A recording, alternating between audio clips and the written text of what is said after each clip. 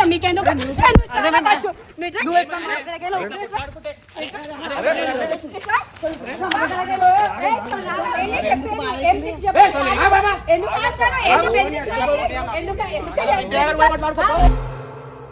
ఇక మొదలెడదామా?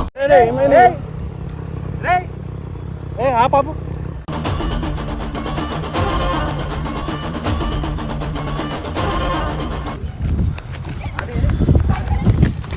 ఎందుకు అట్లా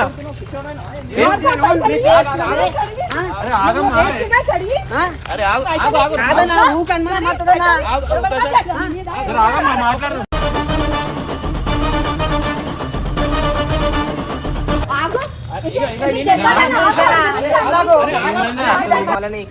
మేము వెళ్ళిపోయినా మీకు వచ్చేసాం.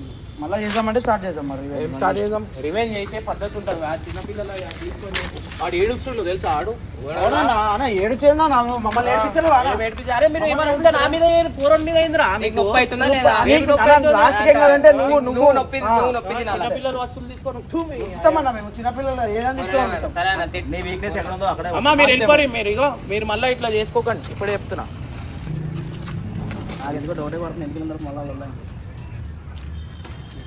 దృశ్యం అతని కళ్ల ముందు సాక్షాత్కరించింది. వీధుల్లో ఒక భార్యాభర్తల మధ్య భీకర పోరాటం జరుగుతోంది.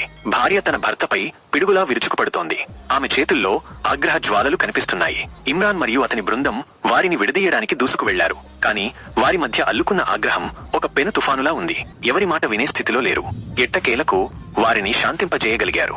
అప్పుడు ఆ భార్య గుండెలు పగిలేలా రోదిస్తూ తన కష్టాన్ని వెళ్లబోసుకుంది. ఆమె కళ్లల్లో నిస్సహాయత, పెదవులపై ఆర్తనాదం వినిపించింది. తన శ్రమతో కూడబెట్టిన ప్రతి రూపాయిని, నిన్నటి 10,000 రూపాయలు జీతం కూడా తన భర్త దొంగిలించి మత్తులో తేలుతున్నాడని విలపించింది. వారి బంధానికి ఎన్నో ఏళ్లు నిండాయని, ఒక పసిపాప కూడా వారికి ఉందని చెబుతుంటే ఆమె గొంతు దుఃఖంతో పూడుకుపోయింది. అయినప్పటికీ తన భర్త మాత్రం తన బాధ్యతను విస్మరించి ప్రతిరోజు మద్యం తాగివచ్చి నరకం చూపిస్తున్నాడని ఆమె కన్నీటి పర్యంతమైంది. ఆమె ఆవేదన వింటుంటే అక్కడున్న ప్రతి ఒక్కరి హృదయం బరువెక్కింది. భర్త తలదించుకుని తాను కేవలం 1000 రూపాయలు మాత్రమే తాగానని చెప్పాడు. కాని అతని మాటల్లో నిజాయితీ కనిపించలేదు. ఇమ్రాన్ మనస్సు కరిగిపోయింది. ఆ భార్య కష్టాన్ని చూసి చలించిపోయాడు. వెంటనే ఆమెకు సహాయం చేయాలని నిర్ణయించుకున్నాడు. నేను నీకు ఆ డబ్బు తిరిగి ఇస్తాను అని ప్రేమగా ఆమెకు భరోసా ఇచ్చాడు. వెంటనే హర్ష పరిగెత్తుకుంటూ వెళ్లి ఏటీఎం నుండి డబ్బులు తెచ్చాడు. ఇమ్రాన్ స్వయంగా ఆ 10,000 రూపాయలుని ఆ దుఃఖంలో ఉన్న భార్య చేతుల్లో ఉంచాడు. ఆ క్షణం ఆమె కళ్లల్లో మెరుపు కనిపించింది.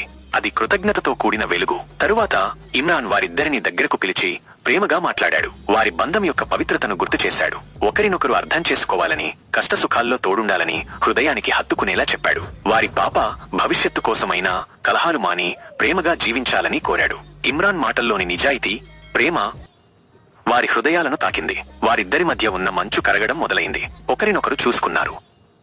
వారి కళ్లల్లో గతంలోని ప్రేమ మళ్లీ చిగురించింది. చివరకు వారు తమ గొడవలను పక్కన పెట్టి ఒకరి చేయి ఒకరు పట్టుకుని ఇంటివైపు అడుగులు వేశారు. ఇమ్రాన్ మరియు అతని బృందం ఒక నిట్టూర్పు విడిచారు. వారి కళ్లల్లో ఒక తెలియని సంతృప్తి మెరిసింది. ప్రేమ మరియు దయతో ఏదైనా సాధించగలమని ఆ క్షణం వారికి మరోసారి రుజువైంది. ఆ వీధిలో మిగిలినది కేవలం ప్రేమ మరియు కరుణ యొక్క తేమ మాత్రమే.